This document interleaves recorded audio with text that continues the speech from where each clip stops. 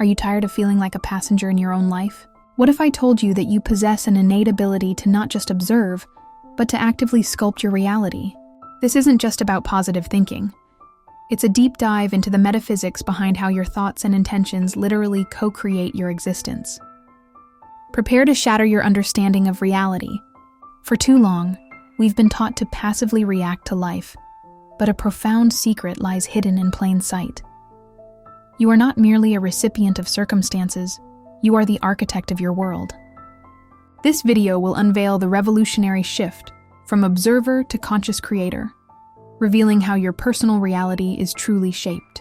Have you ever felt like life is happening to you rather than through you? Almost as if you're sitting in the audience, watching your own story play out on a stage you can't step onto.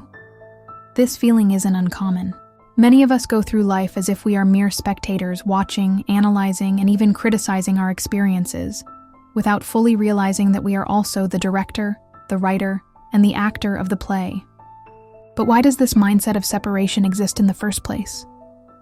Much of it stems from the way modern society is structured. From an early age, we're often taught to conform, to fit into predefined roles, and to look outside ourselves for validation. Schools, workplaces, and even social media platforms condition us to seek approval, to measure our worth against external standards, and to consume rather than create. This creates the illusion that life is something out there beyond our control, when in truth we are deeply woven into the fabric of everything that unfolds. The question is, what happens when we stop seeing ourselves as passive observers and start embracing our role as conscious creators? If the illusion of separation makes us feel like mere spectators, then the next layer of the puzzle is recognizing how we quietly surrender our creative power, often without even realizing it. Think about the little habits of everyday life. How often do we let fear of judgment dictate our choices? How often do we scroll through social media and unconsciously compare ourselves to others? How often do we silence our own voice just to keep the peace, or accept limitations simply because that's how it's always been? Each of these moments may seem small, almost invisible, but collectively, they shape the reality we live in. By giving authority to outside voices, routines, and expectations, we slowly place ourselves back in the role of the observer, forgetting that we're the ones with the pen in hand. The truth is, manifestation isn't only about big visions or bold affirmations, it's about reclaiming those everyday decisions, where we trade our power for comfort, approval, or habit. When we become aware of these subtle exchanges, we start to see just how much of our creative energy is waiting to be reclaimed. The question we must ask ourselves is this: if I am the author of my life, why am I letting someone else hold the pen? Every day, in quiet, almost unnoticeable ways, we hand over our creative authority, not in grand, dramatic gestures, but in the subtle choices we make without awareness. It happens when we silence an idea before it has the chance to be expressed. It happens when we seek permission for something that only our own soul can validate. It happens when we allow the fear of rejection to outweigh the call of inspiration. These small exchanges add up. They create patterns where we mistake survival for living and comfort for fulfillment. And slowly, we begin to confuse external approval with inner alignment. What makes this so deceptive is that it often feels normal. It feels like just the way things are. Yet beneath this quiet surrender is a truth waiting to be remembered. We were never meant to outsource our power. Manifestation is not about forcing reality to bend to our will. It's about recognizing where we've unknowingly stepped out of the role of creator and gently stepping back in. The invitation then is to notice. Notice the subtle handovers, because only through awareness can we begin to reclaim the authorship that has always been ours. When most people hear the word manifestation, they imagine it as wishful thinking, as if it's about closing your eyes, picturing what you want, and waiting for the universe to deliver it like a package at your doorstep. But manifestation is not magic. It is metaphysics. At its core, manifestation is the recognition that reality is not fixed, but fluid. That consciousness is not separate from the world around us, but deeply interwoven with it. The quantum perspective shows us that the observer and the observed are never truly apart. Our thoughts, intentions, and beliefs don't just describe reality, they participate in shaping it. This means that every intention we hold is not a passive hope, but an active frequency. Wishing alone leaves us waiting. Conscious co-creation requires alignment with our thoughts, emotions, and actions resonating as one. Think of it this way. Wishing is like standing at the edge of a river, hoping the current will carry us somewhere new. Co-creation is stepping into the flow, learning how to swim with awareness of the currents, and realizing we are always in dialogue with the water itself. The real power of manifestation lies not in forcing outcomes, but in harmonizing with the deeper order of reality. When we attune ourselves to that flow, life stops feeling like a series of random events and starts revealing itself as a dynamic creative partnership. In quantum physics, there is a principle known as the observer effect. It shows that the very act of observing influences the outcome of an experiment. Reality, in other words, doesn't fully crystallize until it is seen. This is more than science, it is a mirror of our own lives. Every thought we dwell upon, every story we tell ourselves, every lens through which we look at the world shapes the reality we then experience. When we see ourselves as powerless, life seems to confirm it. When we believe opportunities are scarce, doors appear closed. When we carry the conviction that we are creators, patterns begin to align in ways that reflect that truth back to us. Our consciousness is not a passive witness to reality, it is an active participant. The observer effect shows us that attention is not neutral, it is creative. Where focus goes, energy flows, and where energy flows, form begins to take shape. This does not mean we control every detail of existence, but it does mean we are in a constant dialogue with reality. Life responds not only to what we do, but to the state of being from which we do it. So the question becomes, what are you observing into being? When people first hear about manifestation, it's often filtered through the language of desire, the car, the house, the perfect job, the recognition. And while there is nothing wrong with wanting these things, they often belong to the surface layer of our being. They are symbols, not the source. Beneath every desire is a deeper intention. The car may represent freedom. The house may represent safety. The recognition may represent love or belonging. If we stay only at the surface, we chase shadows. We seek fulfillment in forms that can never truly satisfy, because they are reflections of something more essential. But when we pause and ask, what is this desire really pointing to? We begin to uncover the core intentions that live within us. Manifestation becomes powerful when it shifts from chasing appearances to aligning with essence. It's not about stacking more and more on the outside, it's about embodying the frequency of what we truly long for on the inside. And here lies the paradox. When we align with our core intentions, peace, freedom, love, purpose, the external forms often follow naturally, but they are no longer the goal. They are the byproduct of living in resonance with what is most authentic within us. Manifestation, then, is not about asking, how can I get what I want? But rather, how can I align with who I truly am? Awareness is the doorway to alignment. To move beyond superficial desires, we must learn to listen more deeply, not just to what the mind wants, but to what the soul is truly calling for. One simple practice is inquiry. The next time you notice a strong desire, pause and ask, what is this really about? For example, if I say I want more money, what do I believe it will give me? Security, freedom, the chance to create? If I long for recognition, what is beneath that? Is it love? Is it the desire to be seen as I truly am? By peeling back the layers, we shift from the surface form to the underlying essence. Another practice is embodiment. Instead of waiting for the external form to arrive, ask yourself, how can I live the feeling of my core intention right now? If freedom is the essence, what choices today create even a small sense of expansion? If love is the essence, how can I offer love in this very moment without condition? Finally, there is the practice of attention. Spend a few minutes each day focusing not on what you lack, but on the qualities you are cultivating. Let your attention rest on peace, on freedom, on love. This is not pretending or forcing. It is choosing to water the seeds of what matters most. These practices do not guarantee that life will give us everything we think we want, but they do align us with who we are. And when we live from that place, manifestation ceases to be about control and becomes a natural expression of our being. To live as a conscious creator, we must understand the tools available to us. Just as an architect relies on blueprints, materials, and vision, we too shape reality through three essential instruments: the mind, the emotions, and our actions. Let us begin with the mind.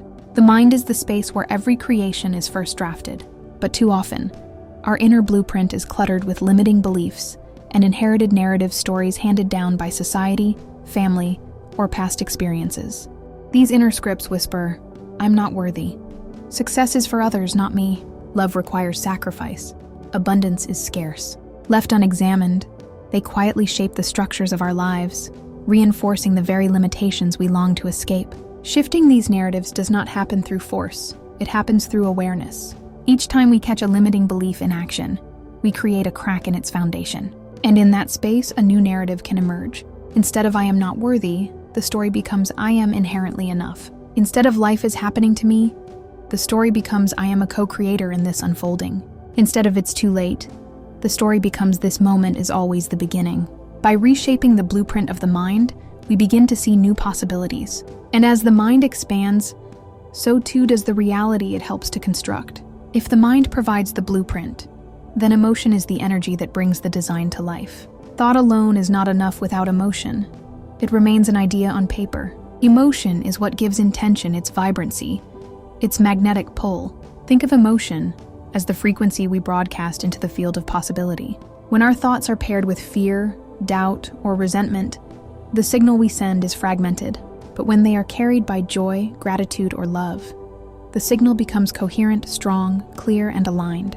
This is why it's not just what we think, but how we feel while thinking it, that shapes the reality we experience. A single thought of abundance, infused with genuine gratitude, has more creative power than 1,000 affirmations repeated without feeling. Emotions are not obstacles to be suppressed, they are guides. They show us where we are aligned and where we are out of sync. By learning to cultivate emotions that resonate with our core intentions, we begin to charge our creations with energy that the universe can echo back to us. To create consciously, we must become stewards of our emotional energy, tending to it, nurturing it, and allowing it to carry our vision into form. If mind is the blueprint and emotion the energy, then action is the structure itself, the way ideas and intentions are anchored into form. Without action, manifestation remains suspended in possibility, never finding its place in reality. Action does not always mean grand leaps. Often, it is the small, consistent steps that carry the greatest creative weight. A phone call, a journal entry, a new habit, a conversation we've been avoiding. These choices ripple outward, signaling to life that we are ready to participate in what we seek. When mind, emotion, and action are aligned, creation feels less like forcing and more like flowing. The vision in the mind inspires the emotion in the heart. The emotion fuels the courage to act, and each action, no matter how small, feeds back into the cycle, strengthening both belief and feeling. It is this harmony of thought, emotion, and deed that transforms manifestation from a passive wish into an embodied reality. The architect within us is always designing. The question is, are we building unconsciously, by default, or consciously, by alignment? True manifestation is not about waiting for a future moment when everything finally arrives. It is about embodying your desired reality here and now, in the present moment. When we hold our vision at a distance, always someday, always out there, we reinforce the separation between who we are and who we wish to become. But when we begin to integrate that reality into our daily experience, we collapse the gap. We bring the future into the present. This does not mean pretending or forcing. It means asking, how can I live the essence of my intention today? If my vision is freedom, what choice can I make now that feels expansive? If my vision is love, how can I embody that love in my words, in my presence, in the way I move through this very moment? If my vision is abundance, how can I cultivate gratitude for what already flows in my life? Embodied manifestation is about resonance. The more we align our being with the frequency of our desired reality, the more natural it becomes for life to reflect that state back to us. We stop chasing after outcomes and start living as though they are already alive within us. And in this shift, we discover that manifestation is not a distant event. It is a way of being. One of the greatest paradoxes of manifestation is this: the more tightly we cling to an outcome, the more we push it away. Attachment creates tension, and tension narrows the flow of creation. Why? Because attachment is rooted in lack. It says, I don't yet have this, and I won't feel whole until I do. That vibration keeps us trapped in the very state we are trying to transcend. Letting go does not mean indifference. It means trusting the process. It means knowing that once we have aligned our mind, emotions, and actions, life will respond in its own timing, in its own way, often in ways we could never have planned. So how do we practice this freedom? In awareness of attachment, notice when you are grasping. Is there anxiety, urgency, or desperation around your vision? Simply witnessing this softens its hold. Return to essence. Instead of focusing on the form, this job, this relationship, this exact outcome, reconnect with the essence. What is the deeper intention? Love, freedom, peace, rest in that. Gratitude as alignment. Each day, anchor into what already reflects your core intentions. Gratitude opens the channel for more, while grounding you in the abundance of now. Release rituals. Try journaling or meditation where you consciously hand over your desires to the larger intelligence of life. Let the universe become your collaborator. In releasing attachment, we don't give up on our vision, we make space for it. And often, what unfolds is greater, richer, and more aligned than anything we could have scripted. Conscious creation is not about forcing reality into shape. It is about sustaining alignment, trusting the flow, and allowing life to meet us where we truly are. Every shift within us carries outward. Every belief we release, every intention we align with, every act of conscious creation ripples into the larger field we all share. It's easy to think of manifestation as purely personal, my dreams, my goals, my reality. But we are not isolated beings. We exist in a web of relationships, communities, and ecosystems. The consciousness we embody influences not only our own lives, but the collective atmosphere of the world around us. When one person steps out of fear and into love, it creates permission for others to do the same. When one person chooses authenticity over conformity, it challenges the illusion of separation for everyone who witnesses it. When one person aligns with peace, they become an anchor of calm in a world often shaped by noise and unrest. Your personal transformation is never just personal. It is a contribution to the collective story. The more individuals step into their role as conscious creators, the more the collective reality begins to shift toward a higher coherence. This is the deeper purpose of manifestation. It is not merely about shaping a private life, but about participating in the unfolding of a new collective possibility. We are not only creating for ourselves, we are co-creating a world together, and every inner ripple is part of that greater wave. If individual intention can shape a single life, imagine what happens when many minds and hearts align. Consciousness is not confined to one person, it is a field, and each of us contributes to its vibration. Throughout history, we've seen how shared belief and collective vision can move mountains. Social shifts, revolutions, breakthroughs in culture and science all begin with an idea that spreads, gathers resonance, and eventually reshapes what we call reality. This is the power of collective consciousness. It shows us that the future is not written. It is co-authored, moment by moment, through the choices and intentions of all who participate. When you choose to live as a conscious creator, you are not only transforming your own life, you are adding clarity, coherence, and possibility to the collective field. Your alignment strengthens the resonance of a world where love is more natural than fear, where cooperation outweighs competition, where creation is rooted in wholeness instead of lack. To step into your role as a conscious co-creator is to recognize your responsibility not in a heavy, burdensome way, but as a profound invitation. Every thought you tend, every emotion you nurture, every action you take is part of the blueprint for the future we all share. We are architects, not just of private lives, but of the shared reality of humanity. And the question each of us must ask is this: what kind of world am I helping to create? We began with a question. Are we just spectators in our own lives? And step by step, we've uncovered the deeper truth: no, we are not passive observers. We are creators, participants in a reality that responds to the consciousness we bring to it. The illusion of separation taught us to stand back and watch, but awareness invites us to step forward, to reclaim the subtle ways we've given away our power, to align with our deepest intentions, and to live the truth of who we are. We've seen that manifestation is not magic. It is the natural dance of mind, emotion, and action working in harmony with the greater field of life. We've seen that when we embody our vision in the present, when we release attachment to outcomes, and when we choose alignment over fear, creation begins to flow with grace. And perhaps most importantly, we've seen that our transformation is never just our own. Each choice, each act of conscious creation, ripples outward into the collective. Together, through the power of shared intention, we are shaping the future of our world. So as we close this journey, let this truth echo within you. You are not here to simply observe.